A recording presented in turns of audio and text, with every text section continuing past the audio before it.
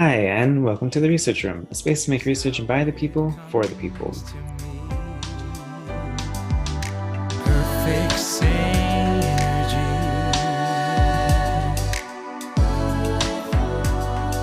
And today we have another episode of Falsifiable Fridays, where I will be talking about sleep. And so this is very, I think, related to the idea of memory, which is what I covered last month, but very different as well, right? There's so much that goes on with sleep, and I probably don't have to really tell you about the importance of sleep. You've probably heard it over and over again. I do want to get into a lot of the reasons for why it's important and all the different things that are happening, and like how just I think maybe to even just appreciate like how complex of a thing that we do every single night, or hopefully every single night.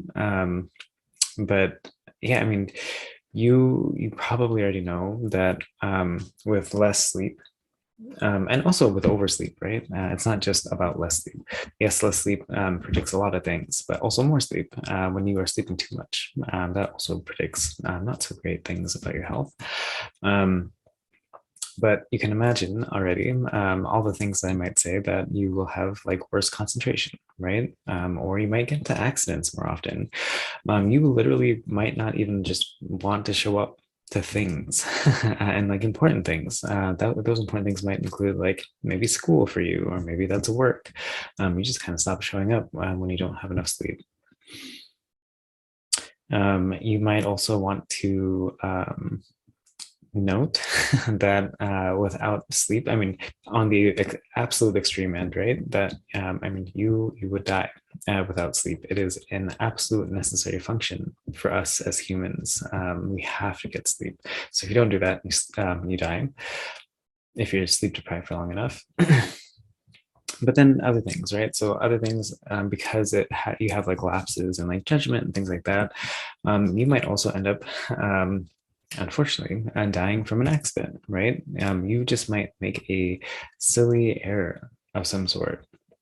And that's unfortunately going to cost your life because you weren't paying enough attention, you weren't concentrating enough.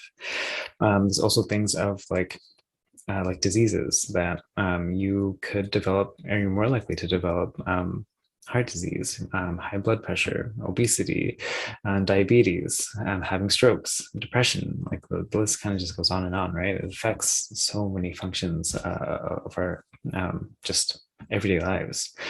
And so it's important, right? If you also think about like just the word insomnia, I want to like maybe if you want to learn a new word, I can teach you a new word, or at least maybe you know this word. Maybe you're just smarter than me.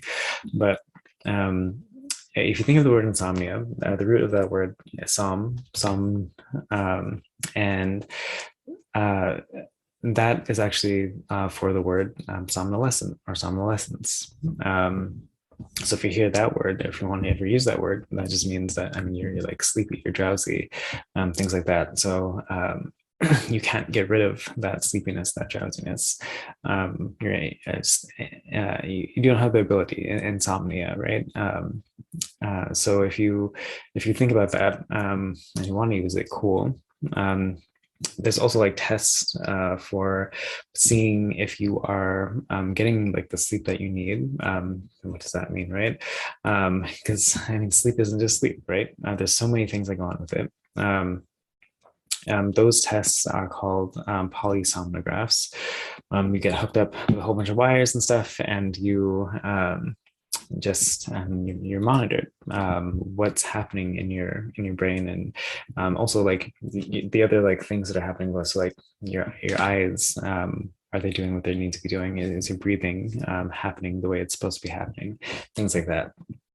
So every night, the hope is to be able to get 4 to 6 cycles of sleep. So sleep happens in a cycle through stages. So you'll start at stage 1, you go to stage 2, 3, and you then go down to stage 4.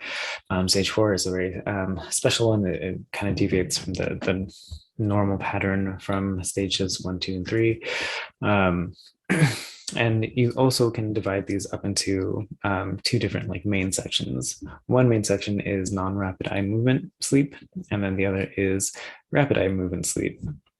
That rapid eye movement is that last stage of the fourth stage, and then 1, 2, and 3, those are all non-rapid eye movement. And that's literally because your eyes are like rapidly moving. It's very descriptive and very you don't have to guess at that. But typically you might think of like when you're sleeping that like just your bodily movements are like slowing down and things like that, which is true for stages 1, 2, and 3. But then for stage 4, things actually start to increase. Some parts, not all parts. But let me just like go through some of these examples. So as you're going from 1, 2, and 3 down to 4, and I mean, just to complete this thought, that you also go back to stage 1. So you go from stage 4 to stage 3 to stage 2 to stage 1. It doesn't always happen so like perfectly and cleanly, but you do typically go through that, and that whole thing takes about 90 minutes. So to go through one cycle, like I said before, usually as an adult, every night you'll be getting 4 to 6 cycles of sleep if you are sleeping the recommended 7.5 to 8 hours. Each stage of sleep also like is a little bit different. They last different amounts of time. There's different functions that happen throughout. So stage 1, I mean, it's relatively quick, just maybe 5, 10, 20 minutes. You go down to stage 2, that's about maybe 20, 30 minutes. Stage 3 might be a little bit longer. And then with stage 4, actually, that ends up being not as long. That ends up being maybe just about 10 minutes or so. You're kind of in and out, and then you move on back to stage 3, 2, and 1. There's maybe about like probably close to like 30 things that happen in your body every single night as you are sleeping, but I'm not going to say all of them. There's too much to say, but I will say some of the things just so that you know, so that you are aware. And so some of these things include, like, I mean, you are probably already very aware of the idea that, like, I mean, your posture starts to like slump if you're like trying to sit up. Like your muscles just aren't quite as like strong.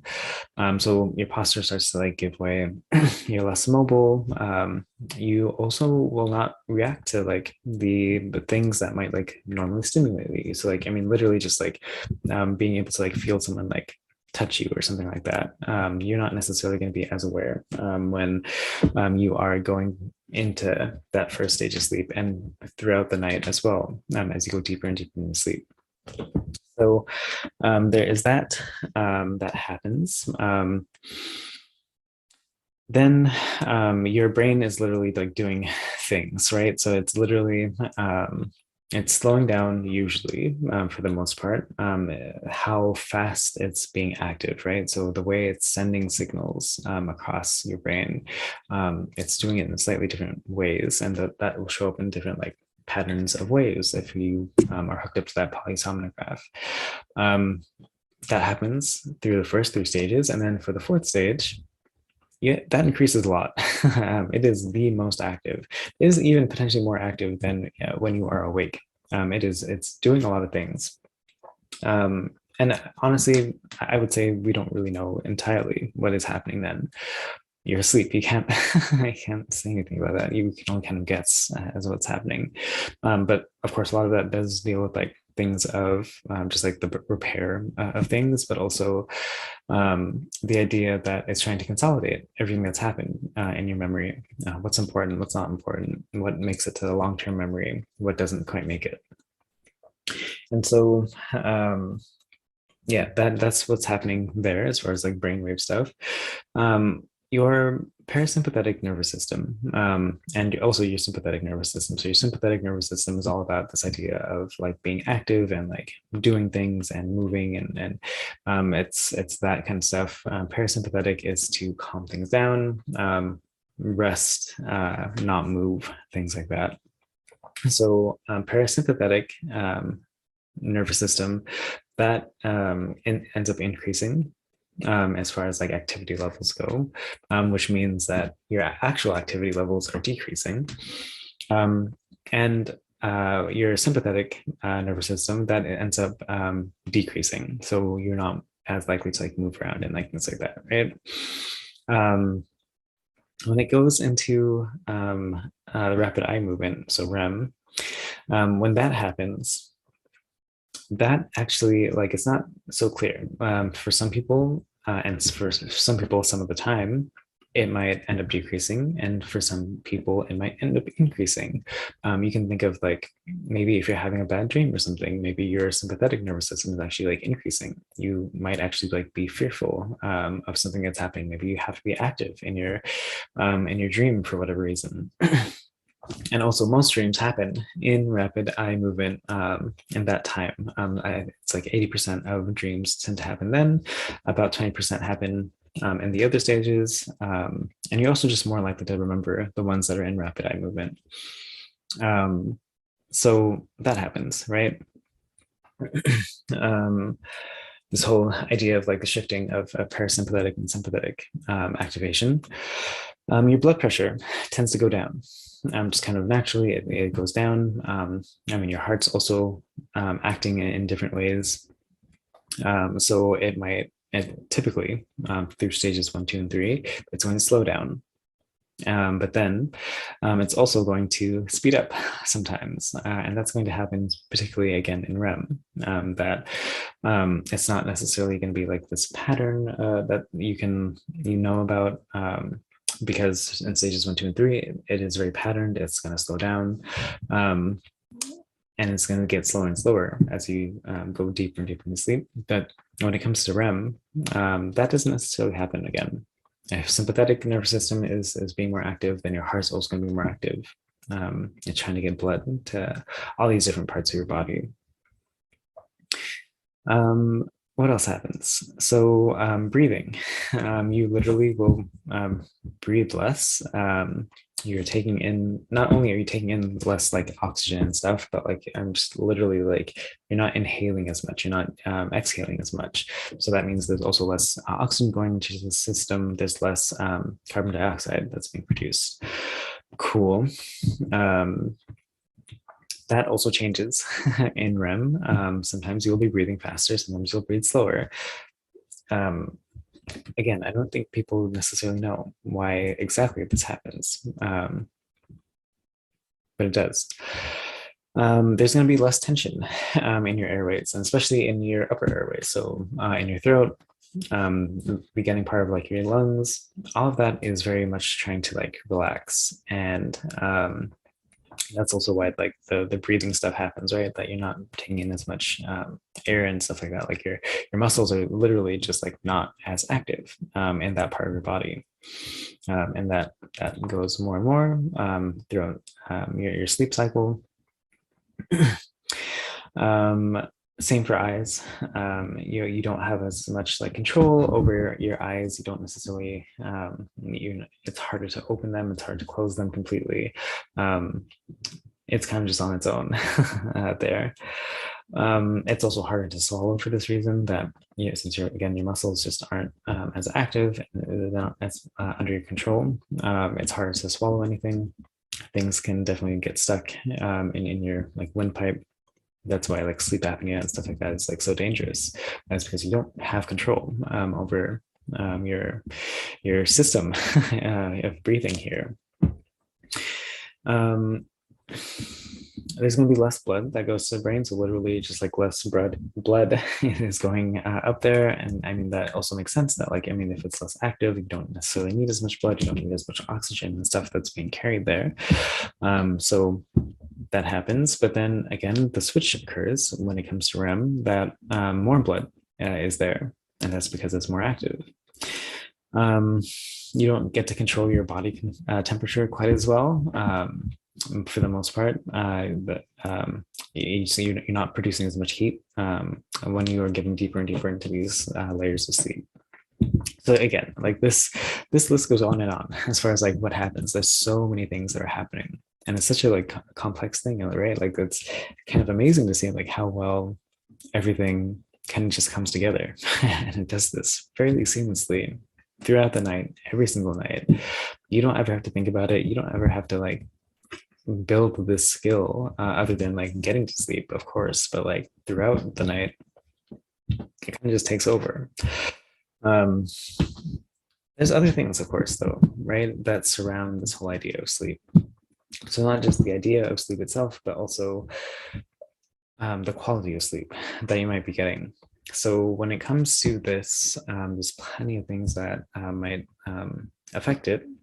Things like immune function might even affect it, right? If you are trying to deal with other things in your body, that's going to affect the quality of your sleep. Yeah, that's also going to make you want to sleep more often. So people that have like suppressed like immune systems, compromised immune systems, they tend to want to just sleep more often as well, right? Their body is also probably expending more energy trying to fight other diseases and stuff that might be transmitted. And so that extra energy needs to come back somehow. That's when you sleep, right? So there's that kind of thing.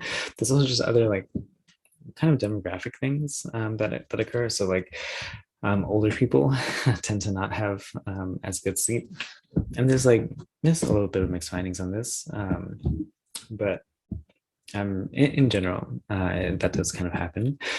There's also people that are biologically women that also tends to get in the way for whatever reason. We don't, again, completely know, but that does tend to happen.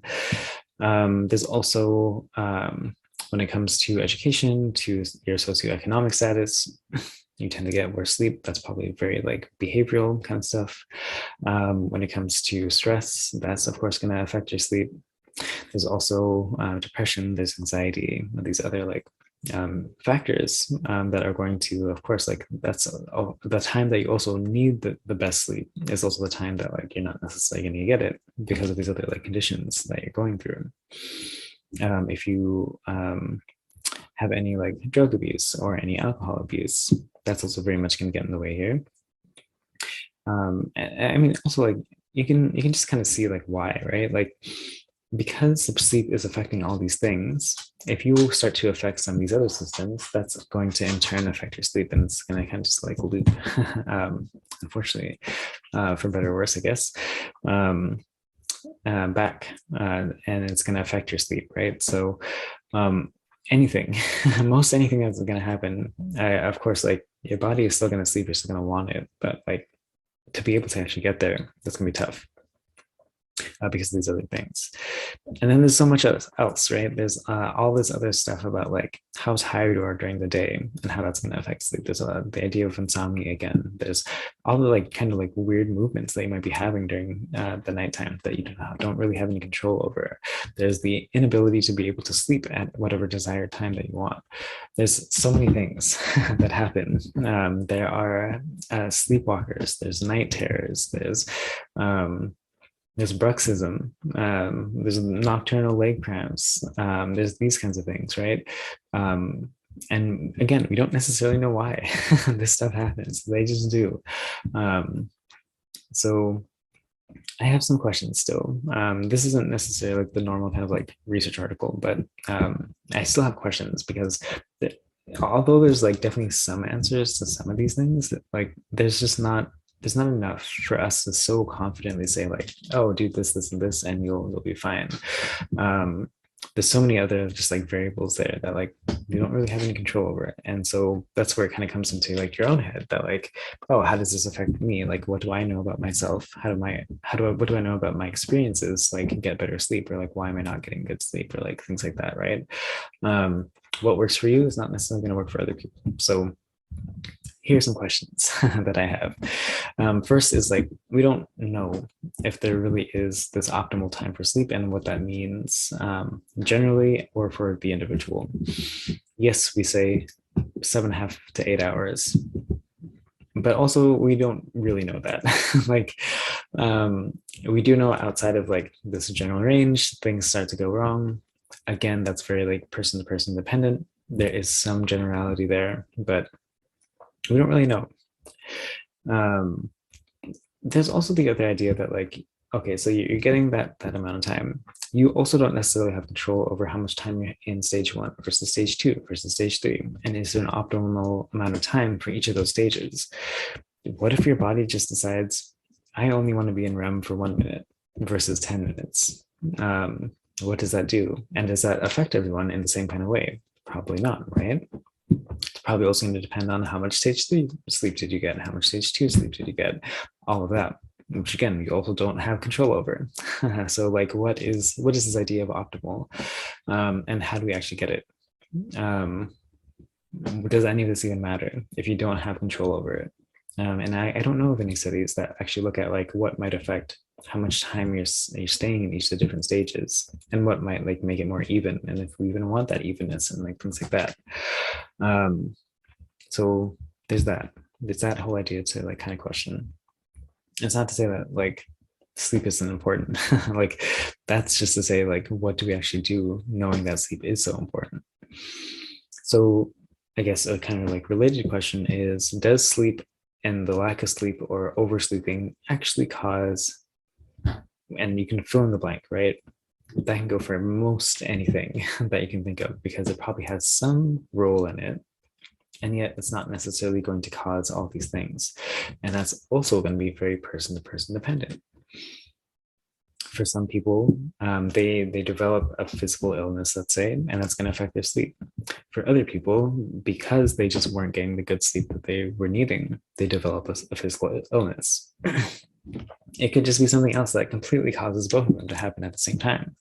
Something like stress very much could cause a physical illness, as well as not allow you to get this good like quality sleep that you need. So that kind of stuff happens all the time, right? And it's so hard to be able to ever say that sleep, yes, causes this, because for some people it's really not, and for other people it's a consequence rather than a cause. So all of that stuff is stuff to be thinking about. But I would say, if you're feeling that something is off, I think it's always kind of fair to like say, is it because of my sleep? And I think that's something that we don't necessarily like turn to, right?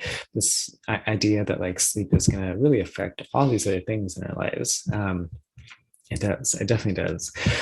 Even something as simple as like how quickly you're gonna like snap at somebody, right? Like, if you're not getting the sleep that you need, you don't have the resources to also now like control yourself as you're having like these annoying conversations throughout the day.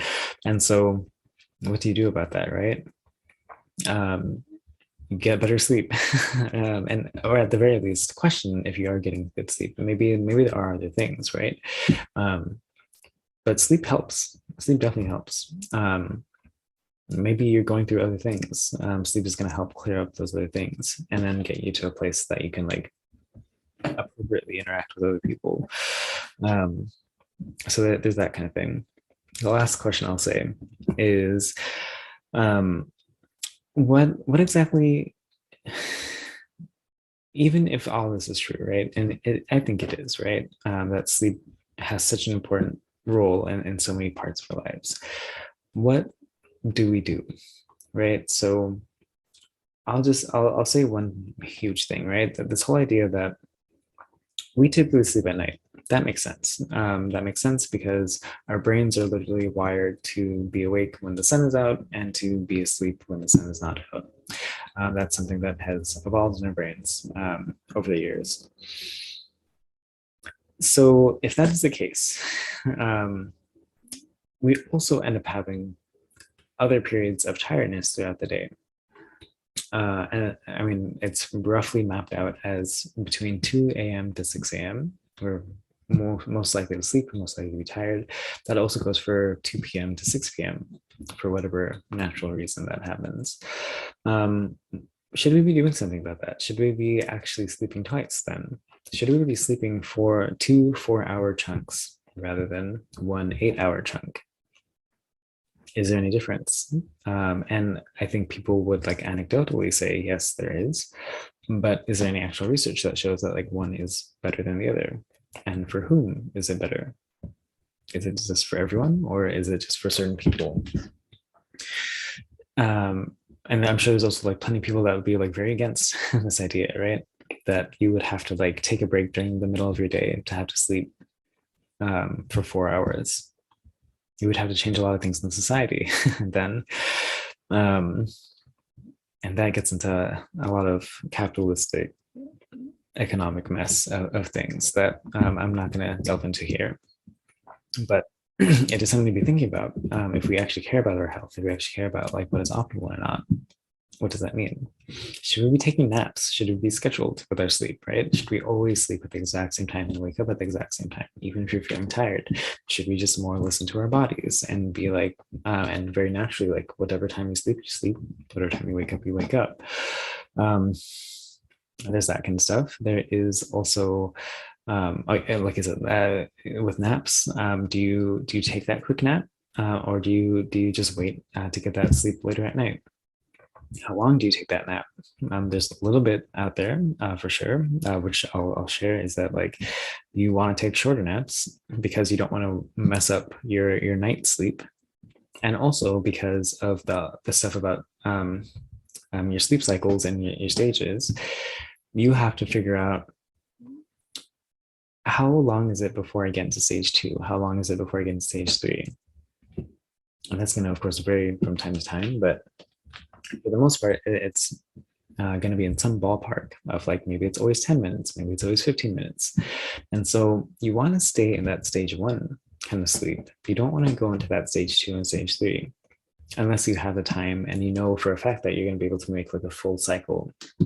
Go back to stage 3, go back to stage 2, back to stage 1. Because when you wake up in the middle of that cycle, it is very hard to get up. If you are in stage 3 in particular, that is very hard to get out of. If you're in the middle of REM, that's going to be very hard. See, I mean, your body's going to feel a little weird because of that, or you're just going to feel like kind of frustrated and tired. So yeah, that's some stuff when it comes to sleep. There's also the idea that like, I mean, kids don't necessarily do this. Older adults don't necessarily do this. It's only between this like adulthood kind of thing that we decide to sleep mostly for during the nighttime. When you're a kid, it's much more likely that you're going to have 2 different like sleep sessions. When you're an older adult, you're probably also going to have like 2 different sleep sessions. So why? Is this something that we decided? Is this something that's natural? What's actually happening here? And what do we do about that? I guess all of this kind of comes with the idea that like, just because something has been a certain way doesn't mean it always has to be that way. We can change things and we're allowed to.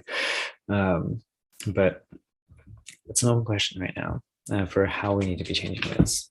But I think at least thinking about it and questioning it is a good start. So that's it. That's it for today. There's a lot of different things I'm going to talk about when it comes to sleep. There's a lot to cover. So I'm going to be doing this for the rest of the month. And feel free to check out any of the other things that I've been making on the website at roomforresearch.com. And then also on social media at Room for Research if you are interested. And until next time, I will see you then. Bye for now. With the sun will breathe.